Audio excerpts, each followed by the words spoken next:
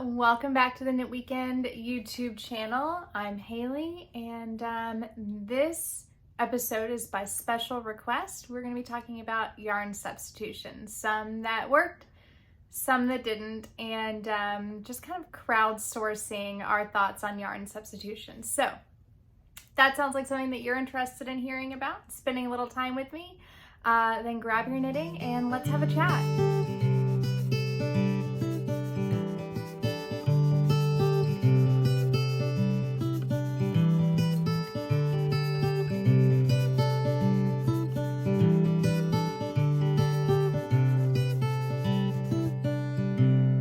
Okay, so let me go ahead and issue a few disclaimers here before we start. First disclaimer, if you hear crashes and bashes outside, that is ice and snow melting off of our house. We are 6 days into a snow and ice phenomenon, and it has kind of just been crashing all around throughout the day. You can also hear probably every car that drives by, because it is just a straight sheet of ice in front of our house. So apologies for that. Next disclaimer is this. I am going to be looking at my notes quite a bit today because I just took some time to write some stuff down to make sure that I was able to share with you my thoughts. Third disclaimer, these are only my thoughts. I am not an expert, and what I really would love for this episode to be is crowdsourcing an answer for one of the other viewers who asked a very important question. So please feel welcome, feel invited to share your thoughts on yarn substitutions down below.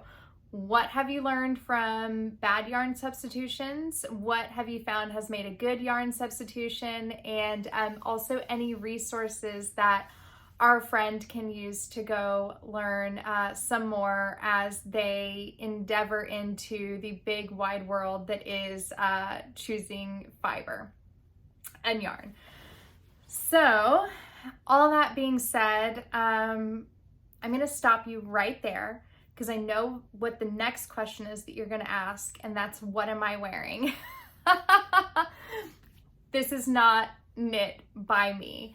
One of the things that I do like to do from time to time is what I call rescuing knits. So when I go to vintage stores or thrift stores or something like that, if I see a lovely vintage knit or something that's hand knit, then I have a tendency to pick that up and rescue it from the unloved rack. This one I actually found on the way to the grocery store. There's a vintage store across from the grocery, and I popped in there and found this. It is an all-over colorwork sweater, full zipper. It is 100% wool from the Faroe Islands. A little long, so it doesn't quite go around my hips the way I would like it to. Mostly I wear it open, but it's terribly warm, and today with the snow and ice, it is much needed. That being said, if my cheeks get a little pink, we've been out running errands all morning, and so that's why I've had this on. I may need to rethink my wardrobe and switch into some of the other things. Speaking of other things, I have brought with me a stack of knits for yarn substitution discussion today. Some of these were good, some of these were bad, and we'll kind of talk through them. This is a big topic, and again, as I said, I am no expert. So really what I just want to share is my experience and some of the things that I think about when I'm deciding whether or not I'm going to use the intended yarn or make a substitution. So here's the question that Inspired by Fiber on Instagram asked. They said, do you always knit with the intended yarn?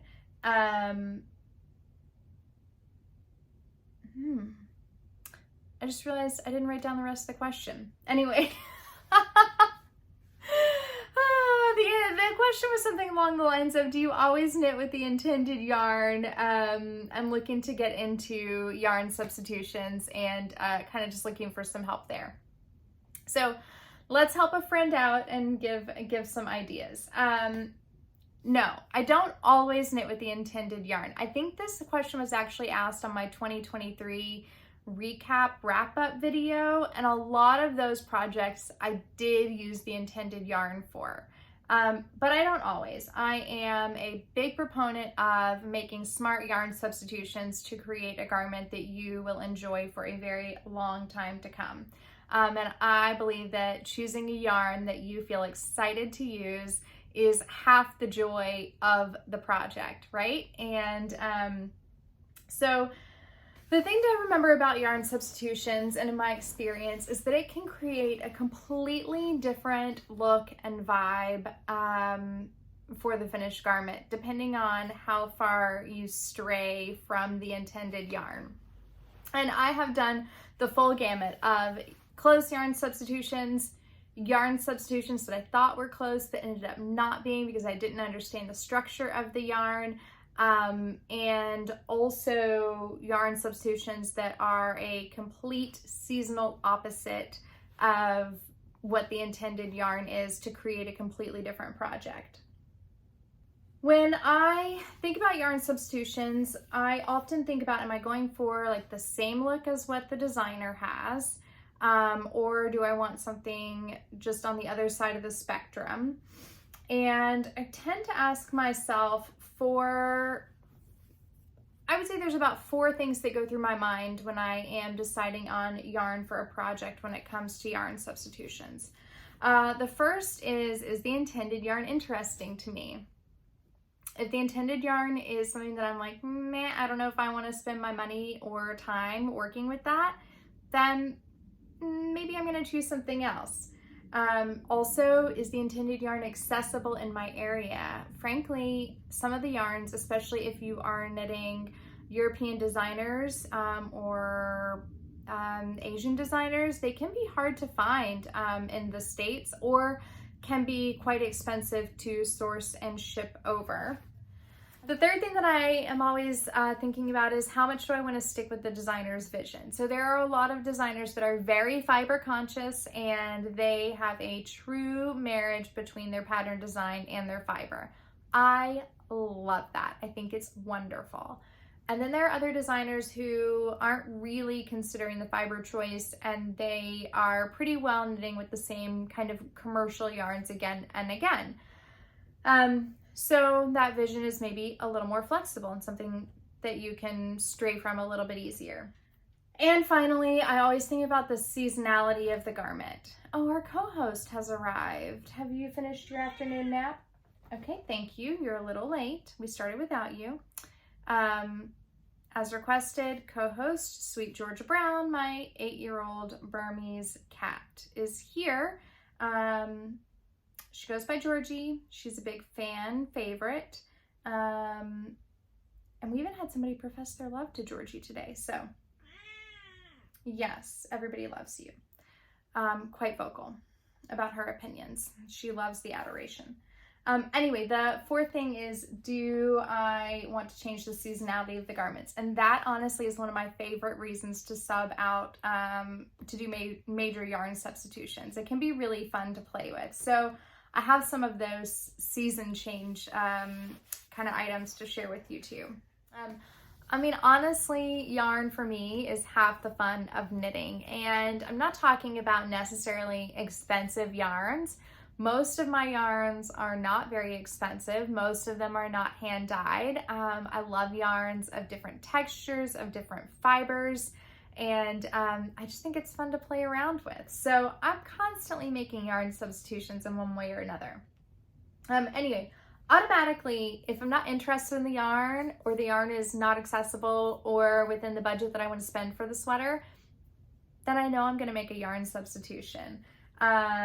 On the other hand, sometimes I often start with the yarn instead of the pattern. And that allows me to know that I'm going to be interested in the yarn, and it's free kinda in knitter math because it's already in my stash. So those are two different starting places. You're either going to start with the yarn, or you're going to start with the pattern. And at the end of the day, your finished garment is a marriage between the pattern and the yarn. So you have to know how they speak to each other. And if they don't communicate well, it's probably not going to be a good yarn substitution choice. whatever the reason that I am choosing to use a yarn substitution, I do like to start with an understanding of the intended yarn, right? Because any deviation from that is going to create a big difference in the actual garment. So I do need to spend some time reading up on the intended yarn, figuring out what the structure of the yarn is, with the fiber content, how it's plied, how it's spun. All that stuff makes a big difference in the fabric of the garment, which at the end of the day, in knitting, we are just making fabric one stitch at a time. So gauge, that's only the starting place, but there's a lot more that you have to consider when making a yarn substitution and figuring out if it's successful or not. I tend to get a little nerdy on this topic, and I have watched a lot of videos, read a lot of blogs, but my favorite resource when you're talking about yarn, the structure, the fiber, all of that, this book, The Knitter's Book of Yarn by Clara Parks. So if you are wanting to really have a better understanding of how to make successful yarn substitutions or just yarn choices for your stash in general, invest in this book. I actually found this at our local used bookstore. I think I paid something like $3 for it. And listen, it was money well spent because it saved me from making a terrible yarn substitution choice that I would have regretted. I would have ended up with like a 300-pound cable sweater that I would have never worn. And this book saved me from making that mistake by understanding the difference in the fiber content. So highly recommend, go get this. You will not be sorry. Hey there. Okay, Haley of Tomorrow popping in with a quick edit. I woke up at 3 this morning, and as one does when you wake up at 3 in the morning, you lie there and you think about all the things that you could have, should have, and meant to say. I forgot to tell you one resource that I have found helpful in my yarn substitution choices, and that is a website called yarnsub.com. Yarnsub.com. So basically, you can key in your intended yarn from the pattern, and then you'll be able to find other yarns that are substitutes. I personally have never used any of those substitute recommendations. Often they're not yarns that are accessible to me, but even though I don't use those yarns, it does still talk to you about the structure and the density of the yarn for the pattern, and that information is so key in helping me make those good yarn substitution choices. So add that to your arsenal of resources. It is yarnsub.com. Okay, back to our regularly scheduled programming. Typically, if I'm starting with the pattern and then I'm going to choose a yarn for that pattern, I tend to stick with a yarn that is pretty close in structure to the intended yarn. However, if I'm knitting from my stash, then I lots of times have a vision for what that yarn is. And the way that that vision comes to life, really unpopular opinion, is from swatching. I swatch a lot. I think of it kind of as playtime. The swatch is going to tell me, you know, not only what gauge do I want to knit it on, but also what type of fabric it's going to be used for, or that I want to use it for. It could be used for many different things, but if I am using a yarn, I think, ooh, this could be fun for cable, then I will just kind of pick a cable chart and swatch something up to see how it looks. Otherwise, if it's a really kind of nubbly textured yarn, then it's fun just to knit it up in stockinette and check out the texture at different gauges. So highly encourage you, before you make any yarn substitution choice, if you are starting with a yarn in your stash, have some playtime, knit up some swatches, different needle sizes, different types of fabric, whether that be one with purl bumps or rib or whatever the case may be. Just have a little playtime. And I think that you'll find that then you are getting a more successful finished object from that. All right, I've rambled on a little bit, and maybe now it's a good time to show you some yarn substitution choices that I've made. I'm going to start with the ones that didn't work and tell you where I think I went wrong. And then I will show you some that I actually have really been pleased with. So the first one you are getting in photo form only because I no longer own this. This is the Luxe cardigan, and the intended yarn for this was 2 strands of mohair held together. I deviated from that. I used 1 strand of mohair and 1 strand of fingering or sport weight maybe, but like a light sport, so probably heavy fingering, superwash merino yarn. This substitution taught me that it is a challenge to substitute superwash yarn for something that is not superwash. I got gauge here, but my finished project ended up being completely different. And so different that I didn't own it. I don't own it anymore because it never fit me and it was never comfortable for me to wear. So I gifted that to a friend on a cold day when she needed a cardigan. The next yarn substitution choice, this is a very early knit for me. It is the Inge top, and the intended yarn for this one was 2 strands of light fingering silk held together. I substituted 1 strand of DK weight 100% Pima cotton. So my gauge again was on, but the fabric is completely different. The original Inge top has just a ton of drape. It's a lovely kind of loosey-goosey summer top. This cotton one has 0 drape. That caused the straps to never, ever, ever, ever stay on my shoulders. It is an unwearable garment as it is knit. I tried, and I've done the whole layering thing, but I don't know, it just still looked really funky to me. With the cotton being knit at actually a pretty tight gauge for this cotton, yeah, just no drape to this fabric whatsoever, which is not what you want in a summer knit. So that was a bad yarn substitution choice, and one where I learned that gauge is not the only determining factor. All right, this one, I'm not saying it's completely unsuccessful, and I do wear this, just I think not as much as I would, and I think I would really love to reknit this in the intended yarn. In fact, I wore this right up until I actually knit with the intended yarn and realized how different it actually was.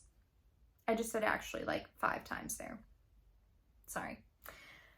This is my Slanting Slipover, and this I was so proud of when I knit this. I think I knit this 2 years ago. It was my first charted textured garment, and it still is lovely, but the yarn choice was not exactly right.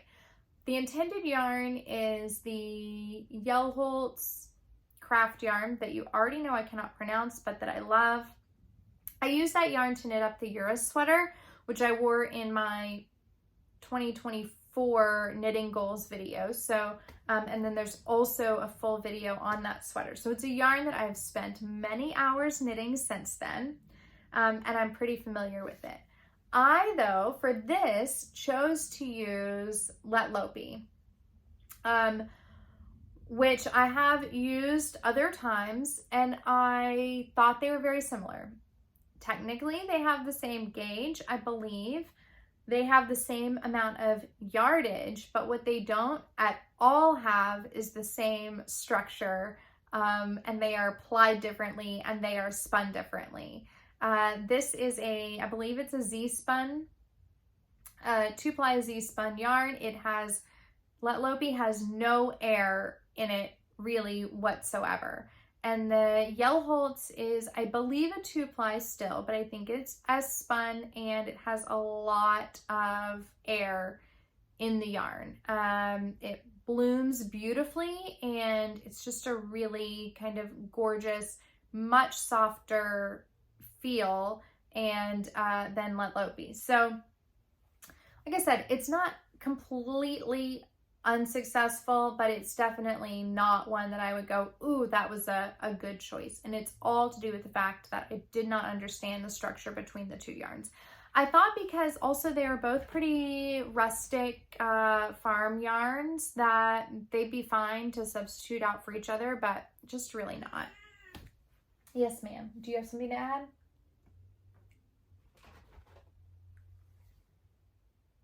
Okay. Georgie reporting for duty. All right, how about now some yarn substitutions that I think actually worked out pretty well for me. One of the things, oh, and actually my friend Victoria and I were talking about this the other day at coffee. It's a common thing that everybody says to use, oh, how did that get?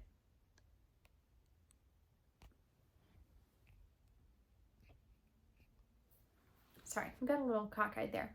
It's a common thing that people say that you can use a strand of DK is the same gauge as a strand of fingering and mohair held together. Yes, but that fabric is going to be much more dense in the single strand of DK than it is going to be in the fingering and the mohair, and you're not going to have very much drape to it. My workaround for that is that in that circumstance, I actually use a sport weight instead of a fingering and mohair held together. One time that I have done that is in my Mouline cardigan, and I love this. This does have the drape just like the intended yarn did. If I had knit this in just a single DK strand, it would not have that. So setting out that sport weight yarn where most people would say it's a DK weight, try that. It was a really great way. I know lots of times we try to knit in a single strand because adding the mohair can be really expensive and really increase the cost of your project. Mohair in the States is not cheap at all. So that was a really great kind of cost saving, although actually this yarn was not cheap either. It's a farm yarn from River Cottage Farm, which is just a farm in southern Kentucky. But I was really, really pleased with this substitution. All right. Oh, I mentioned changing seasonality of garments. So I'm going to show you two different yarn substitutions that I made. One, I took a summer pattern and I turned it into a fall pattern, and the other, I took a like mohair pattern and turned it into a summer pattern. So the first one is the Collett tee. This is meant to be a DK cotton, and it's very much a summer pattern. So instead, I have knit this in a strand of fingering and mohair held together, and that has made a kind of lovely fall sweater for me. It is 0 ease, and it does have a fair amount of drape in it, which I think the original summer pattern did not really have much. So that is a really fun way to take a DK cotton pattern and turn it into more of a fall pattern. All right, the next one was originally, well, this one, you already know this. You know this pattern. This is the Cumulus blouse, my Cumulus tee version. And this is the blouse that's knit in two strands of mohair held together. I used a sport weight bamboo cotton yarn to make just a very drapey summer garment, and that is a super fun thing to do. So you can take a larger gauge and make something that is just a bit more easy breezy, which was exactly the intention when I cast this on. It was on a really hot summer day, and I was just thinking, gosh, I wish I had something very airy on right now. So that was a season change that worked out pretty well. Okay, this is one that I took mohair and fingering and subbed out and used a single strand of DK. This is my Poetria sweater. And it was more of a kind of springtime pattern.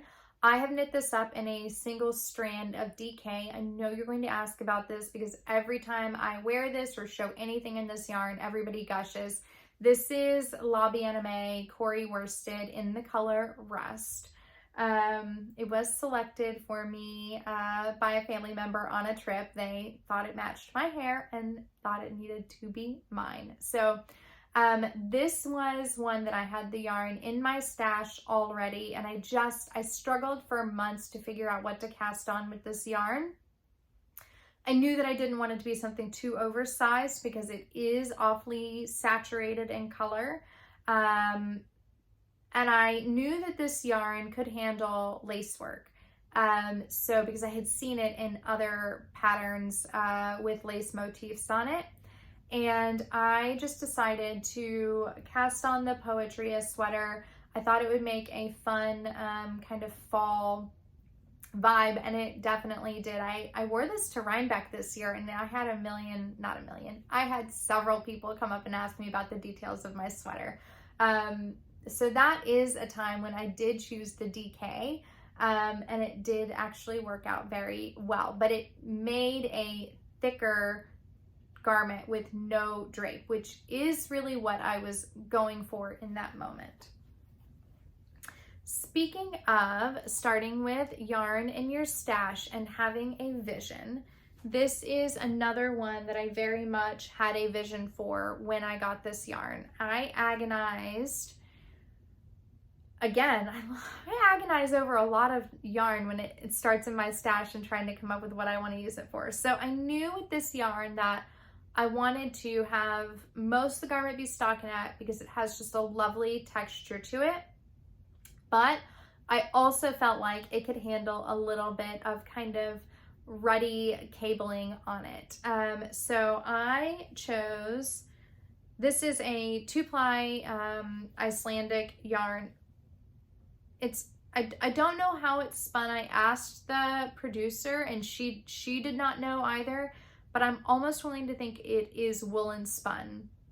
When I really look at it, it does not look worsted spun at all. So I chose to knit the Koyamae pullover. The Koyamae pullover is designed in an unspun yarn. And so subbing out a woolen spun yarn, if a pattern is knit in an unspun yarn, subbing that into a woolen spun yarn can be a really great way to have a similar but slightly different look to the pattern. I hesitate to swap out unspun for something that's a really even worsted spun. You're going to just get something totally different. Not saying it can't be done, just it's going to be totally different. So I swapped this out, and I love, love, love this sweater. I love everything about it. I think that the cables ended up showing beautifully on the arm. I don't even know, can you see that? And also just the texture of the yarn shows wonderfully in the stockinette as well. So that is a yarn substitution that is probably one of my favorite yarns. Substitutions. Favorite things to wear. All right, we're down to the last one. Whew. Speaking of unspun yarn, this yarn substitution was very, very early on in my knitting and chosen purely from gauge. This was lucky, but something that I think I would try again. This is the Wave of Change pullover, and I have knit this up in unspun Plotulopi. It was originally designed in a blown yarn. I believe it's Woolfolk Luft was the original design. And when I knit this, I had just come off of knitting another Plotulopi sweater and really wanted to give it another try. And so I subbed out a blown yarn for the unspun. And I actually really love how this worked out. There are, as far as the fabric and the sweater, there are a few things on this sweater that keep me from wearing it as much as I would like to. and maybe we'll go through those things in another episode. But I do love the fabric and the vibe that this created in this garment. So that's one that you might find success with when it comes to yarn substitutions. Like I said, anything that I have shared here, please know this is just my experience. It's things to try or things to avoid based on what I have done.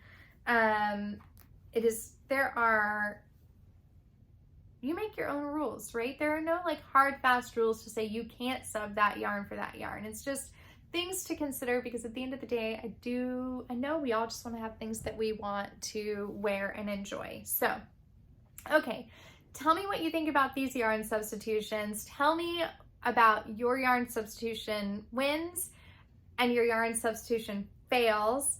And hopefully then we can provide some good resources to Inspired by Fiber to have fun and explore more on her yarn substitution endeavor.